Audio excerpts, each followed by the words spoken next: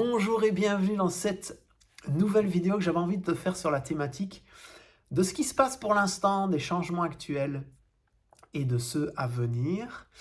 On est tous concernés, il n'y a aucun d'entre nous qui est épargné, c'est rock'n'roll, il y a une sorte de purge énergétique qui est en train de se passer.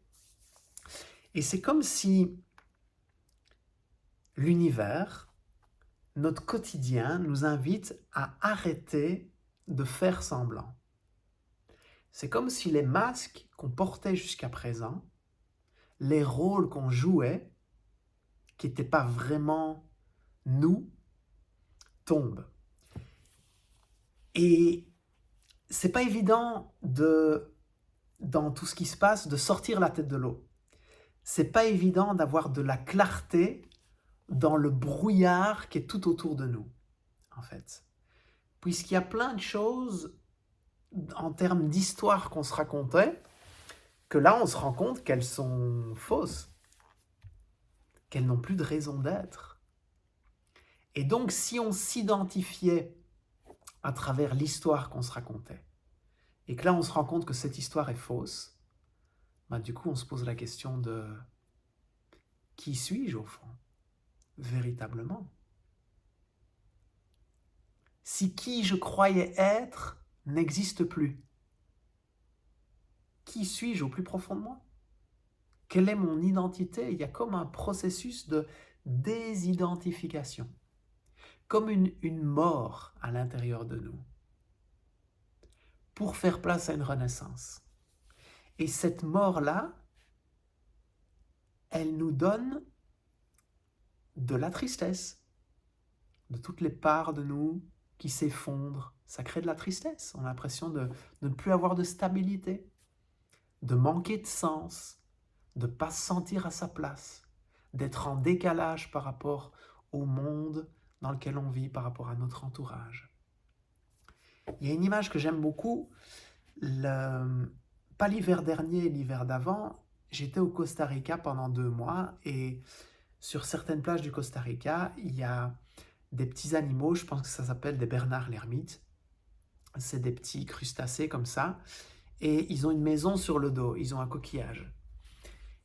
Et j'adorais les observer parce que en même temps ils sont très curieux, mais en même temps ils sont très peureux. Donc quand on les approche, ils se cachent en dessous de leur coquillage et quand ils sentent qu'il n'y a plus de danger, ils redémarrent en fait. Et je me suis un peu intéressé à cet animal et je me suis rendu compte que le bernard l'ermite, il choisit un coquillage quand il est petit, coquillage dans lequel il va grandir. Et à un moment donné, ce coquillage-là, qui lui servait de maison, qui lui servait un peu d'identité, va être trop petit. Et il va donc quitter à un moment donné le coquillage qui est trop petit.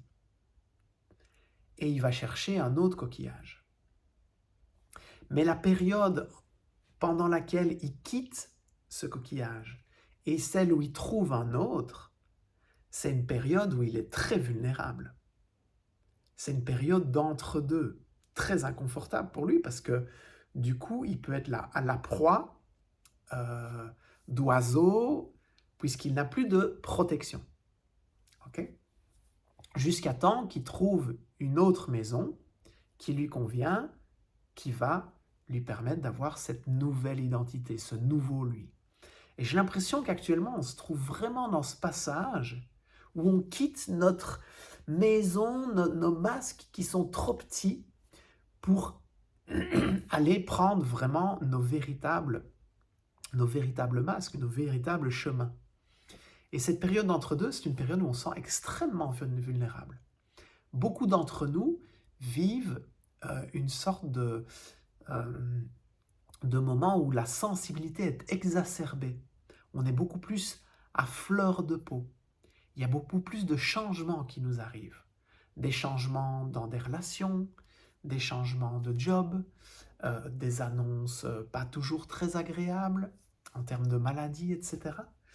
Il y a comme une sorte de roller coaster de 8 aériens énergétiques où il y a des moments où on sent qu'on est waouh, on a de l'énergie, on a envie d'aller de l'avant, il y a plus de clarté dans nos idées, et puis pouf, ça retombe, en fait. Et ces sensations peuvent créer de la solitude, peuvent créer de l'isolement, parce que comme on se sent bouleversé, et pas bien, et vulnérable, eh bien on a tendance à se recroqueviller sur soi. Ok?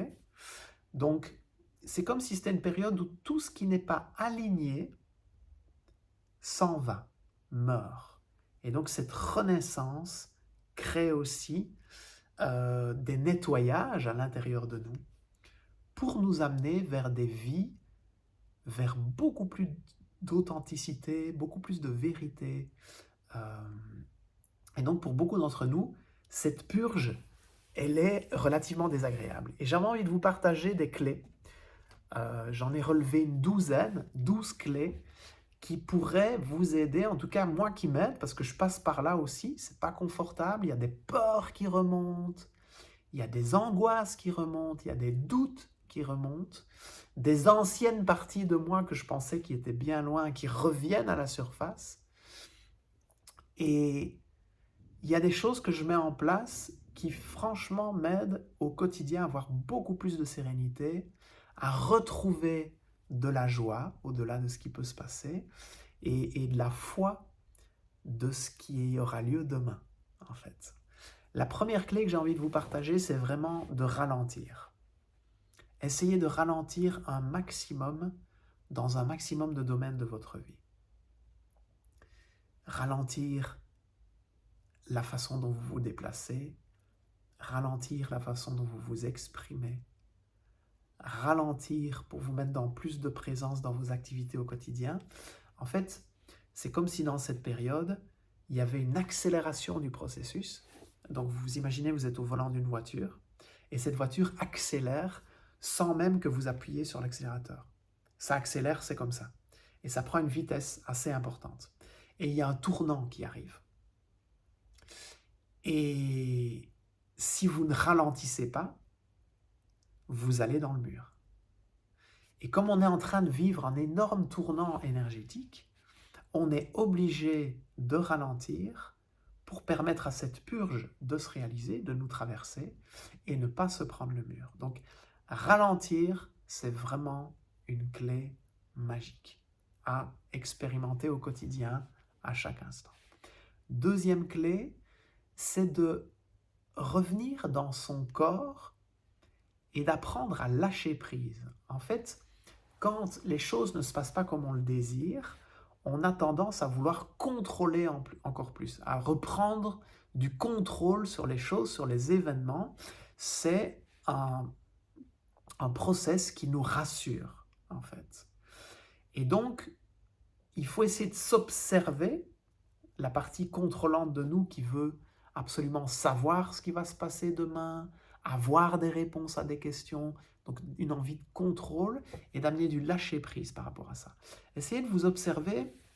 Moi, ce que je fais, j'essaie toujours de prendre de la hauteur quand je remarque que je me prends la tête et qu'il y a des pensées qui arrivent en boucle dans ma tête et que je pense trop.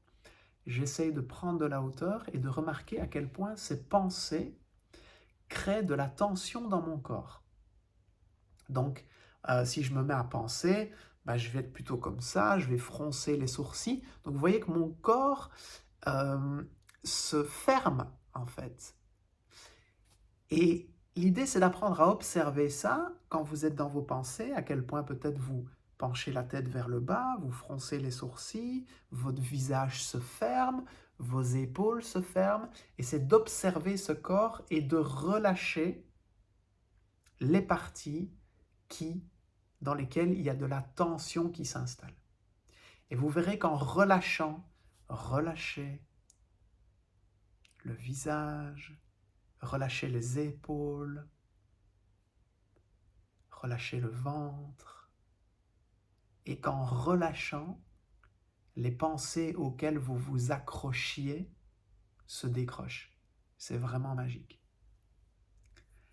Troisième clé, diminuez tout ce qui vient exciter votre mental. Donc, il y a des conversations, des débats qui favorisent le fait de trop penser. Évitez ça. Il y a des lectures, des vidéos, des films qui favorisent aussi le fait que vous vous mettiez à penser énormément. La purge qu'on vit, elle est destinée à ce qu'on arrête d'être constamment dans cette tour de contrôle ici et qu'on descende beaucoup plus dans le cœur. Et donc, essayez d'observer toutes les activités que vous faites, que vous avez, les discussions, les personnes avec qui vous traînez et qui favorisent ce ruminage mental pour diminuer ça et aller beaucoup plus dans des expériences qui ouvrent votre cœur. D'accord? Troisième clé. Quatrième clé. C'est important dans cette purge d'aussi purger vos émotions. Donc, il y a des émotions qui vont remonter. De la peur, de la tristesse, de la colère. Ces émotions demandent à se laisser vous traverser, à avoir un mouvement. Donc, c'est important que ces émotions puissent sortir, en fait, de vous. Parce que si elles restent à l'intérieur et qu'en plus vous êtes tendu, vous allez à ce moment-là avoir vraiment de la difficulté, de la frustration et ça va être des sensations vraiment inconfortables pour vous. Donc, ce qui se passe nous invite aussi à purger nos émotions. Une façon excellente de purger nos émotions, c'est de le faire par le mouvement. Donc, si vous avez de la tristesse, de la colère, de la frustration ou autre, allez marcher cette colère. Exprimez-la dans un mouvement. Peignez-la, dessinez-la, courez cette émotion, nagez cette émotion si vous avez la possibilité de le faire autour de vous. D'accord? Donc, mettez un mouvement. Au-delà de ça, vous pouvez aussi aller dans votre corps et observer que vos émotions créent de la tension dans certaines parties de votre corps. Vous pouvez observer et relâcher. En relâchant, vous permettez à l'émotion de circuler. OK? Cinquième chose, ce 8 aérien énergétique peut vous mettre dans des situations où vous avez des grosses fatigues. Et la grosse fatigue, il faut essayer de trouver une autre façon de la gérer que ce qu'on avait de la gérer jusqu'à présent. Donc souvent, on avait une façon de gérer la fatigue en luttant contre cette fatigue, en combattant cette fatigue. Donc par exemple, en prenant un café quand on se sent fatigué. Donc ça, c'est une façon de combattre, d'aller vraiment contre. Ici, c'est plutôt une façon d'accompagner cette énergie, ou ce manque d'énergie, par le fait de se reposer. Vraiment, le repos est une clé primordiale pour l'instant. Apprenez à faire des siestes. Ça pourrait faire l'objet d'une vidéo. Mon entourage rigole beaucoup parce que je suis capable de faire des siestes absolument partout. Et j'ai développé comme une méthode qui me permet de pouvoir m'endormir quand mon corps en a besoin. En fait, ce n'est pas des siestes qui durent très longtemps, mais pour moi, elles me permettent de me régénérer au quotidien, parfois même plusieurs fois par jour. Et ça, c'est magique parce qu'il n'y a pas d'effet secondaire, c'est que du bonheur, et c'est comme si je me réveillais dans un nouveau mois, prêt à continuer la journée. Une autre clé, je pense que c'est la 6e, c'est de pouvoir s'ancrer. Il y a une façon toute simple et magique de le faire, c'est vous enlevez vos chaussures, vos chaussettes, vous vous mettez pieds nus et vous allez vous connecter à la terre. Ça peut être le sable si vous êtes tout près, ça peut être une pelouse tout simplement, ça peut être dans la forêt, peu importe, mais connectez-vous en direct avec la terre à travers vos pieds. Et moi, ce que j'utilise, c'est ce qu'on appelle la marche consciente. Donc, ça m'arrive 5-10 minutes par jour de enlever mes chaussures, d'aller vraiment marcher très lentement sur la terre, pieds nus. Ça me fait un bien fou, ça me reconnecte et ça permet à tout ce qui doit se purger de se purger et de rendre à la terre tout ce qui est inconfortable en moi et de reprendre l'énergie de la terre qui me traverse et qui me fait énormément de bien. 7e clé, bougez, faites du sport. Il y a plein de choses à l'intérieur de vous, grâce au mouvement, qui vont pouvoir sortir, qui demandent à sortir de vous pour faire de la place à toute la magnifique personne que vous êtes. Donc, Le sport est vraiment une clé essentielle. Trouvez un sport qui vous fait du bien. Ça peut être du tennis, de la course à pied, de la marche, du vélo, de la natation, peu importe, mais trouvez une façon de vous dépenser, de transpirer, qui va aussi stimuler à l'intérieur de vous des endorphines, de la dopamine, et qui va mettre vraiment beaucoup de bien-être au quotidien dans votre vie. Clé suivante, c'est la contemplation. C'est la 8e clé. Rappelez-vous que on est sur une planète où certes, il y a des informations, des événements qui nous prennent beaucoup d'énergie, qui sèment le doute, la peur, l'angoisse, mais on a aussi l'opportunité tous les jours de pouvoir s'émerveiller de certaines choses. Ça peut être un couple qui se montre de l'amour et que vous pouvez observer sur un banc. Ça peut être un coucher de soleil, ça peut être un feu d'artifice, ça peut être un arc-en-ciel, ça peut être une colonne de fourmis, qu'est-ce que j'en sais, peu importe. Mais prenez le temps aussi de sortir de vous-même et de ce qui vous mine pour porter votre attention sur ce qui vous entoure et qui est de l'ordre de la magie et de l'émerveillement. 9e clé, c'est essentiel dans cette purge que vous puissiez exprimer votre vérité, que vous puissiez exprimer des choses en toute vulnérabilité, en toute authenticité, sur des sujets sur lesquels vous n'avez pas l'habitude de vous exprimer. Écoutez, moi ça fait presque tous les jours qu'il y a des moments où je me sens profondément mal. Et ça m'est arrivé, il y a quelques semaines, de vous faire une vidéo où j'ai éclaté en sanglots, en direct, face à vous. Je crois que c'est la première fois que ça m'arrivait. Je me suis mis dans une posture de vulnérabilité, d'authenticité, de vérité. Et cette vidéo, pour moi, a été vraiment porteuse d'énormément de paix et de sérénité.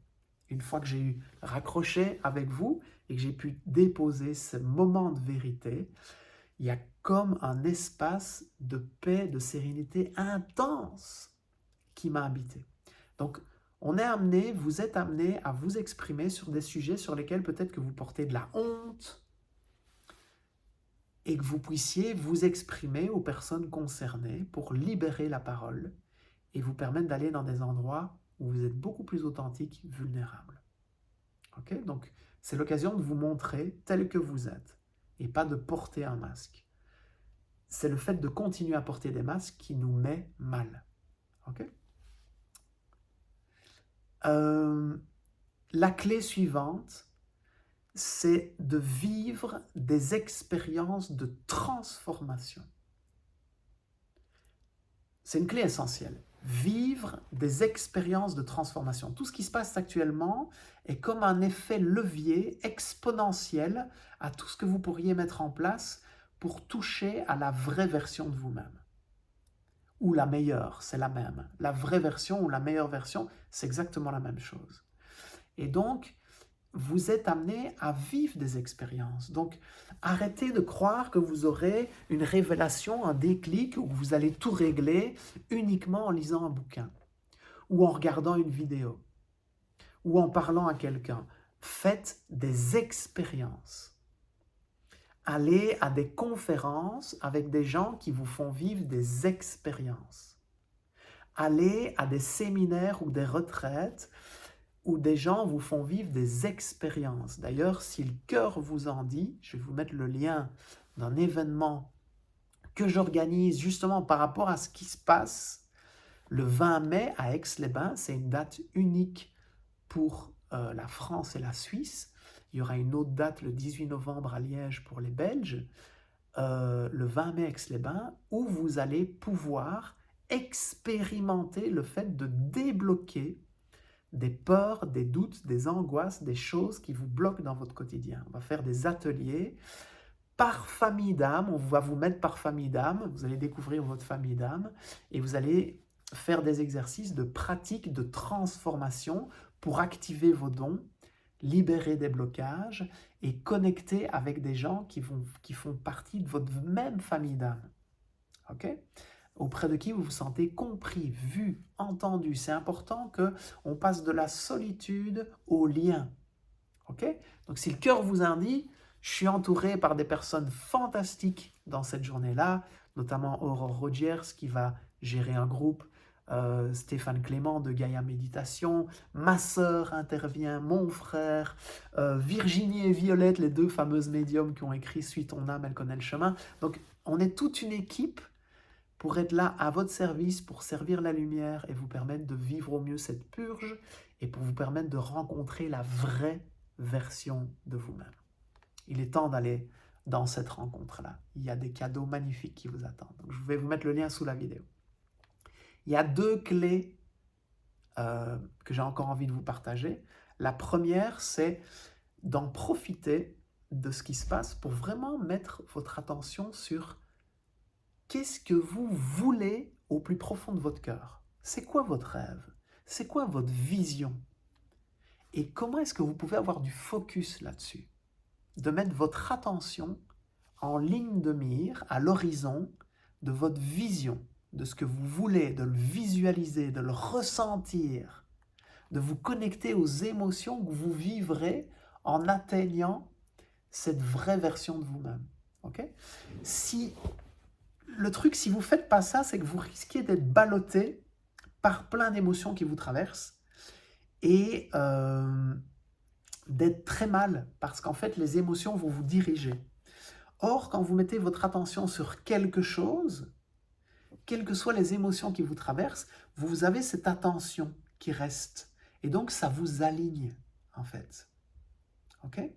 Et vous pouvez traverser la tempête avec beaucoup plus de sérénité, parce que vous tenez la barre. Vous tenez bon. Si vous lâchez la barre et que la roue tourne dans tous les sens, le navire va partir dans tous les sens et vous allez vraiment avoir des hauts le cœur et du mal-être. Okay? Donc, visualisez, ayez une vision claire, un but précis que vous tenez en ligne de mire. Okay? La dernière clé, et non des moindres, c'est l'occasion, même si nous sommes tous des êtres spirituels, nous le sommes, que nous le voulions ou non, cette période est propice à ce qu'on se connecte avec notre guide spirituel. Ton âme fait une expérience sur cette terre à travers un corps, et pour vivre cette expérience au mieux, pour incarner au mieux ton but d'incarnation, eh bien, tu es accompagné par un guide spirituel, et c'est l'occasion pour le moment de vraiment, vraiment te connecter à lui au maximum. Dis-lui bonjour le matin, bonsoir avant d'aller dormir, demande-lui de l'aide. Cette période crée beaucoup d'isolement chez beaucoup d'entre nous. Et en fait, quand on se connecte à cette dimension-là, à cet invisible magique qui nous accompagne au quotidien, il n'y a plus de solitude qui existe. Et donc, vous pouvez vraiment demander de l'aide dans ce que vous rencontrez. Donc, s'il y a des situations qui vous rendent mal, qui sont difficiles pour vous, demandez de l'aide. Une fois que vous l'avez demandé, lâchez prise. Okay? Mais demandez de l'aide à votre guide. Il est là pour vous aider à traverser au mieux ce que vous traversez. Demandez si vous avez besoin d'affection, d'amour, de lien. Demandez un coup de main. C'est comme votre coach personnel qui est là à chaque instant que vous pouvez solliciter. Ça roule? Bon, j'espère que cette vidéo va vraiment vous aider. N'hésitez pas à la commenter, à la partager. Il y a peut-être d'autres personnes autour de vous qui seraient bien heureuses de recevoir ces clés. Et si vous avez d'autres clés que vous expérimentez, qui vous font du bien, qui vous apportent de la sérénité, malgré toute cette purge qui se passe et qui nous concerne tous, bah, mettez-les dans les commentaires. On sera tous ravis de les lire et de les expérimenter pour traverser cette période au mieux. Je vous embrasse, prenez soin de vous et je vous dis à très bientôt.